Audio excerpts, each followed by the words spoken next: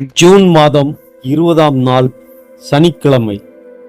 பொதுக்காலம் வாரம் 11. வாழ்வின் வார்த்தைகள். இறை வார்த்தை உங்கள் வாழ்க்கை வழிகாட்டி. முதல் வாசகம். அரசர் யோவாசு செக்கரியாவை கொல்லச் செய்தார். குறிப்பேடு 2ஆம் நூலிலிருந்து வாசகம்.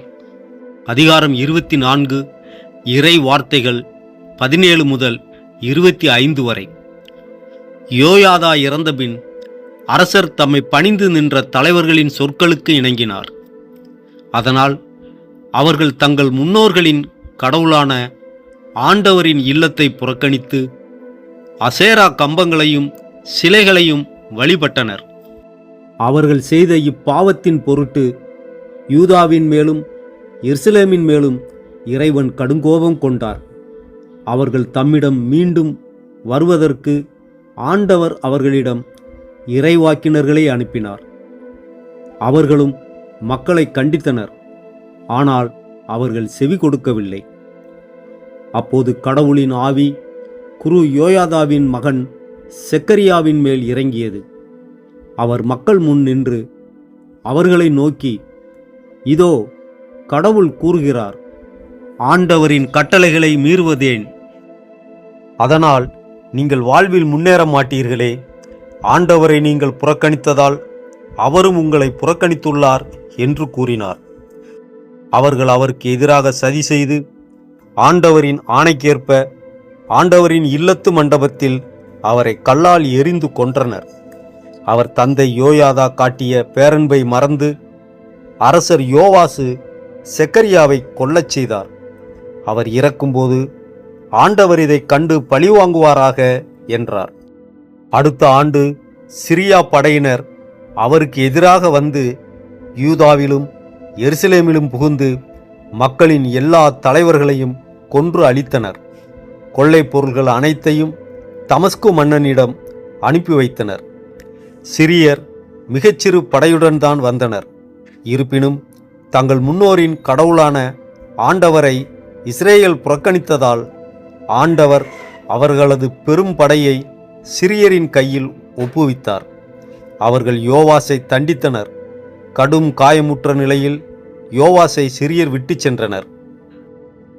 அவருடைய அலுவலர்களோ அவருக்கு எதிராக சதி செய்து குரு யோயாதாவின் மகனின் இரத்த பழியின் பொருட்டு அவரது படுக்கையிலேயே அவரை கொன்றனர். தாவீதின் நகரத்தில் அவர் சடலத்தை அடக்கம் செய்தனர்.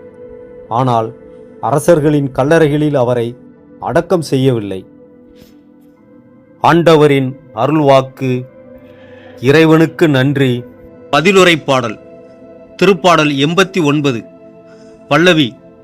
எனது பேரன்பு என்றும் நிலைக்கச் செய்வேன். நான் தேர்ந்து கொண்டவனோடு உடன்படிக்கை செய்து கொண்டேன்.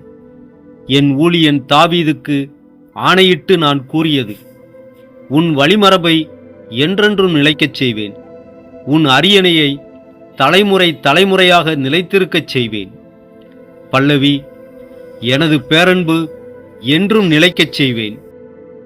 அவன் மீது கொண்ட பேரன்பு என்றும் நிலைக்குமாறு செய்வேன். அவனோடு நான் செய்து கொண்ட உடன்படிக்கையும் எப்பொழுதும் நிலைத்திருக்கும். அவனது வழிமரபை என்றென்றும் நிலைநிறுத்துவேன். அவனது அரியணையை வான்வெளி உள்ளவரை நிலைக்கச் செய்வேன். பல்லவி. எனது பேரன்பு என்றும் நிலைக்கச் செய்வேன்.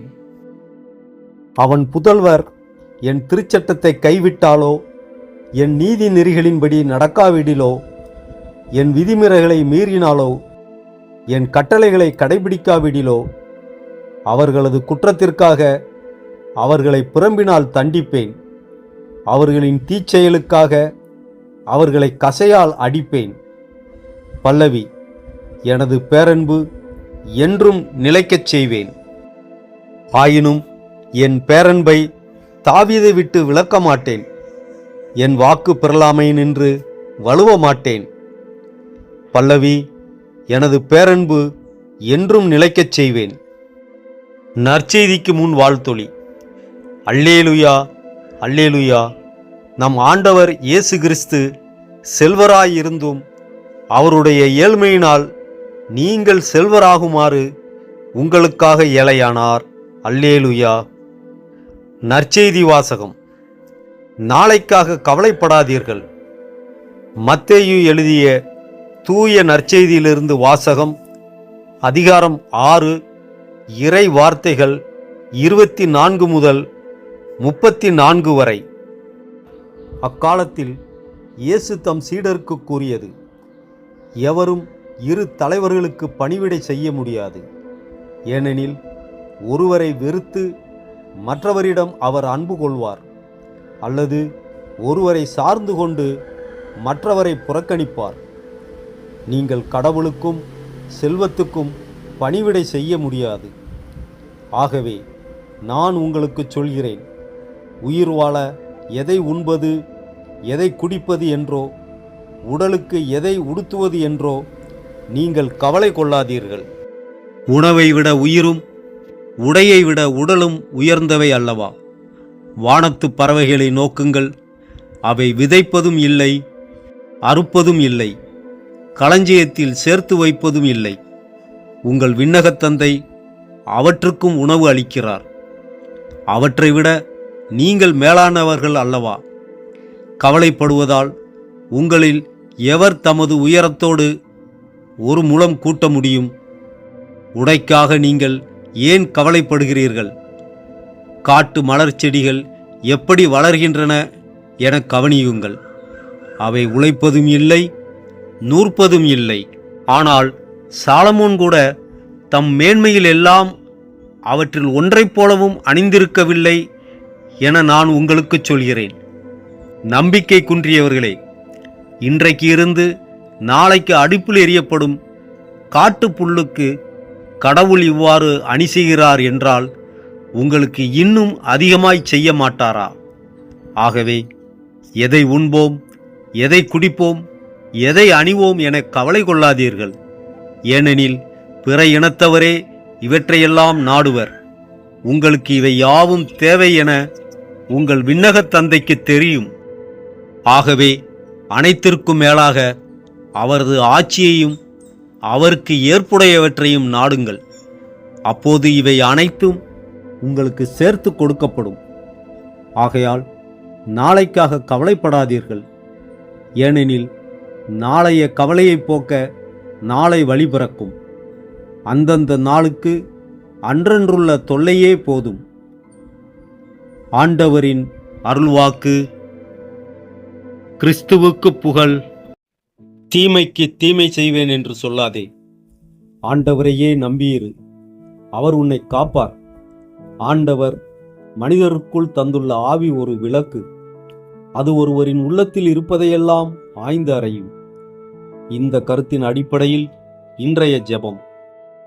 அன்புள்ள ஆண்டவரே, இந்த இனிய வேளையில் உம்முடைய பாதத்தில் அமர்ந்து உம்மை துதிக்கிறேன். நீர் எனக்கு கொடுத்திருக்கிற ஒவ்வொரு உயிர் மூச்சுக்காகவும் என்னை வழிநடத்தும் உம்முடைய மேலான அன்புக்காகவும் கோடான கோடி நன்றி.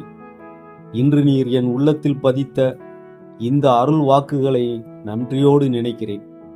ஆண்டவரே, என் வாழ்வில் எனக்கு தீமை செய்தவர்களுக்கு தீமை செய்ய துணியும் என் பலவீனமான உள்ளத்தை உம்மிடம் ஒப்படைக்கிறேன். பழிவாங்கும் எண்ணம் என் இதயத்தை இருளாக்க விடாமல் மன்னிக்கும் பெரும் குணத்தை எனக்கு தந்தருளும். தீமைக்கு தீமை செய்யாமல் நன்மையால் தீமை வெல்லும் பணப்பக்குவத்தை எனக்கு தாரும். ஆண்டவரே, என் சூழல்கள் மாறலாம், மனிதர்கள் மாறலாம், ஆனால் என்றும் மாறாத உம்முடைய கரங்களை நான் உறுதியாக பற்றிக் கொள்கிறேன். மனிதர்களை சார்ந்திருப்பதை விட உம்மை மட்டுமே நம்பியிருக்கும் ஆழமான விசுவாசத்தை எனக்கு தாரும். என் வாழ்வின் எல்லா போராட்டங்களிலும் சவால்களிலும் நீரே என் கேடயமாகவும் என்னை காக்கும் பெரும் கோட்டையாகவும் இருப்பீராக. இறைவா, என் உள்ளத்தில் நீர் ஏற்றி வைத்திருக்கும் ஆவி எனும் அந்த விளக்கை நான் போற்றுகிறேன். என் எண்ணங்கள், செயல்கள் மற்றும் நோக்கங்கள் அனைத்தையும் அந்த ஒளியின் மூலம் ஆய்ந்து பார்க்க எனக்கு அருள் புரியும். மறைமுகமான பொறாமை, கோபம், தற்பெருமை போன்ற இருள் சூழ்ந்த உணர்வுகள் என் உள்ளத்தில் நுழையாமல் உம்முடைய ஒளி என்னை எப்போதும் தூய்மையாக வைத்திருக்கட்டும். என் ஆண்டவரே, என் சிந்தனை, சொல் மற்றும் செயல் அனைத்திலும் உம்முடைய மகிமை வெளிப்படட்டும். உம்முடைய ஆவியின் வெளிச்சத்தில் நான் வாழவும் பிறருக்கு நன்மைகளை செய்யவும் என்னை வழிநடத்தும். இந்த ஜெபத்தை உமது அன்பு குமாரனாகிய இயேசு கிறிஸ்துவின் பெயரால் தாழ்மையுடன் உம்மிடம் சமர்ப்பிக்கிறேன் இறைவா. ஆமென். திருச்சிலுவை அடையாளத்தினாலே தீயோனிடமிருந்து எங்களை விடுவித்தருளும் எங்கள் இறைவா.